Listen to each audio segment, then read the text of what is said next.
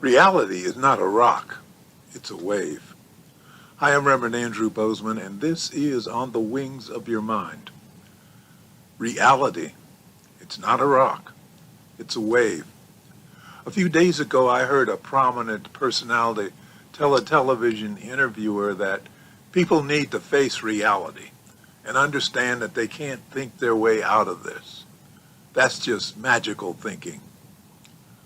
I was briefly irritated with that person. I was irritated that a person of his stature and power would make such a statement.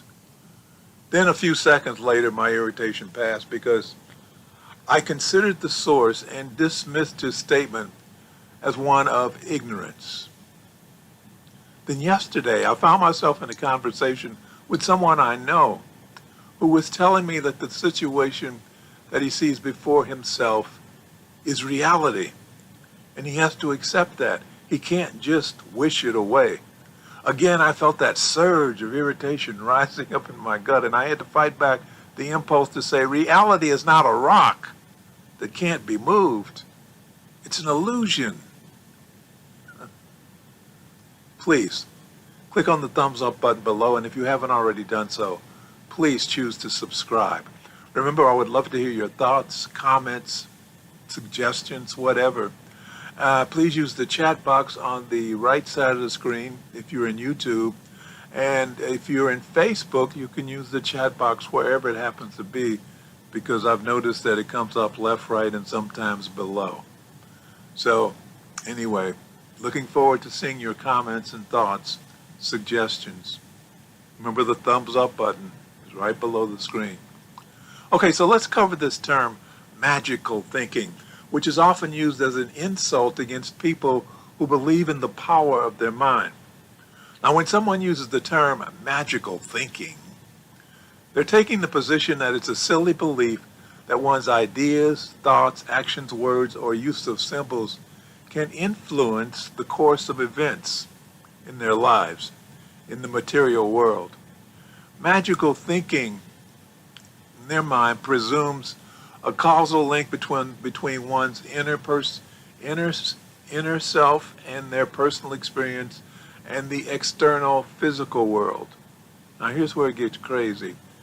The external physical world, like the movement of the planets, like the sun and the moon and the stars. In other words, what you think really has no power or effect on the real world.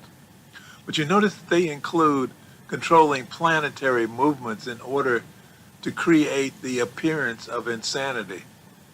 So magical thinking means you think you can move the planets and the moon. No, that's not true. So let's cut that part of it out. Magical thinking. Now these detractors, they tie magical thinking as a concept to religion and primitive cultures. So those who entertain the idea of magical thinking are considered to be developmentally inferior to the scientific reasoning found in the more advanced Western cultures. People who think like that are called materialists. And their advanced cultures, their so-called advanced cultures, have totally lost touch with the essence of nature and the spiritual in favor of dogma and so-called science. Materialists believe that matter is the fundamental substance in nature, and that all things, including mental states and consciousness, are products of material interactions. So for them, consciousness comes out of matter somehow. But since consciousness is a product of matter, it cannot affect matter. That's what they think.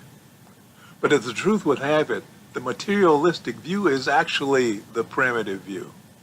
As science has moved beyond the antiquated theory that matter is the fundamental substance of existence, it is not. Materialists believe that matter is solid. It is not. Physics has proven that matter is not solid.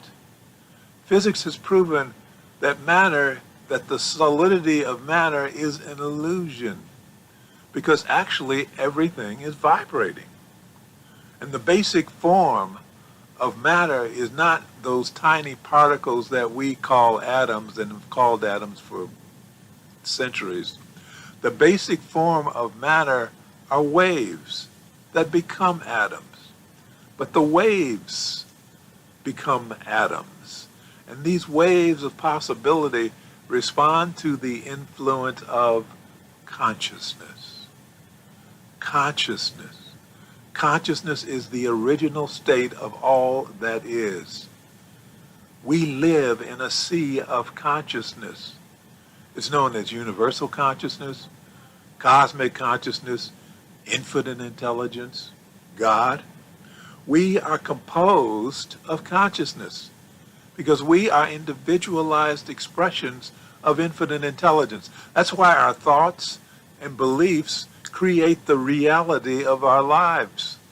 What we think is what we get. What we say is what we get.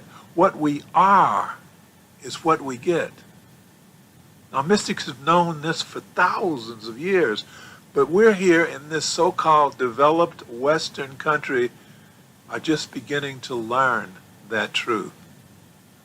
And because we are just beginning to learn it, that's why the explosion of so-called consciousness teachings, that's why there's so much literature out there about the law of attraction. That's why there is a book called Think and Grow Rich. Now, those who are working to condition you to the belief that magical thinking has no merit are those who want you to believe that you have no power. They cannot control you if you are aware of your own power and if you know how to use your own power. Unfortunately, the conditioning process is so far along that most people actually believe they have no power. They actually believe that their thoughts have no effect on the world around them. They actually believe that their words have no power and no effect on the world around them. They believe that because they have been conditioned to believe that they are powerless. So they have given up and no longer even try. Have you given up? Or do you still hold on to the possibility that you are a powerful being? That you are a powerful being who can break through the bondage of the brainwashing of powerlessness that permeates this society? Are you one of those? If so, the first thing to realize is that your power is based on your belief that you have power. Your power is based on the belief that you have power. Your power is based on your belief that you have power. Belief is the key. Without it, you have no foundation in power. There are many stories in the Bible and other sacred texts over the thousands of years that operate on many different levels. But one of the levels that these stories and these sacred texts operate on is the level of symbolism. Okay? So take the story in the book of Matthew, chapter 8, verses 23 through 27. And when he was entered into a ship, his disciples followed him. And behold, there arose a great tempest in the sea, insomuch that the ship was covered with the waves. But he was asleep. And his disciples came to him and woke him, saying, Lord, save us, we perish.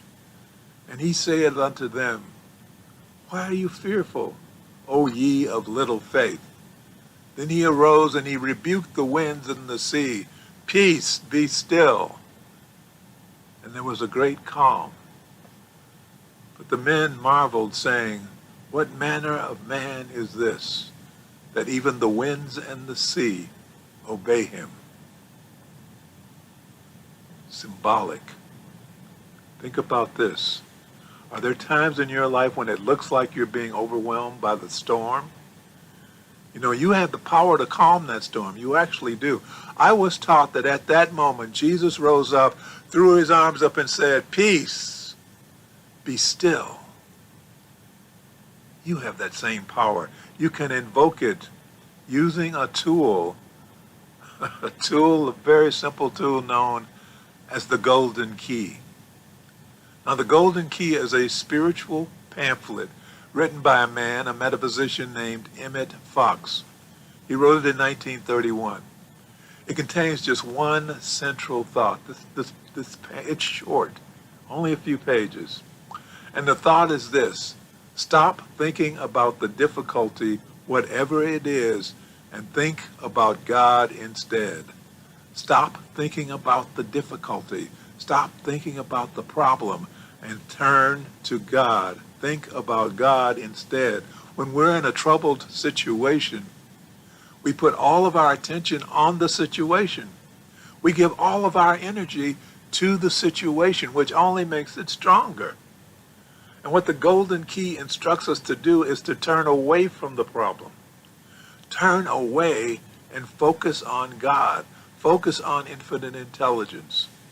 Now, this can be in the form of a prayer, in affirmations, meditation, whatever. But the point is to pull all of your energy out of the problem so that it has no anchor. That's what you're doing. You pull your energy out of the problem so it has no anchor in your life. Don't even try to think of the situation. Focus instead on infinite intelligence. Focus on God and bring yourself into a state of peace. Yes, I know it is difficult to do because we have been trained to face the problem. But I'm saying, let God face the problem. Let God face the problem for you.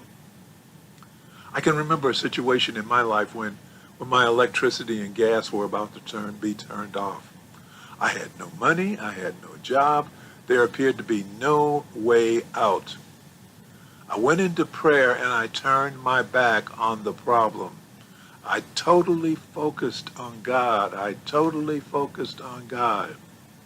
Then a few minutes later on TV came an interview with the head of a rescue service that would pay your electric bill if you brought in a notice of termination.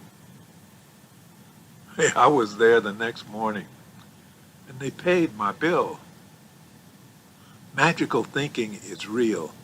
Magical thinking is powerful because the universe is programmed to respond to consciousness. But the key is to understand that you're not standing out here in life by yourself. You are not the source of the power that will change your world. You are the channel. Infinite intelligence is the source. And you are an individualized expression of infinite intelligence. You and infinite intelligence are one. Jesus said, "I and the Father are one." You and infinite intelligence are one entity. You are one. Understand that you are not the power. God is the power.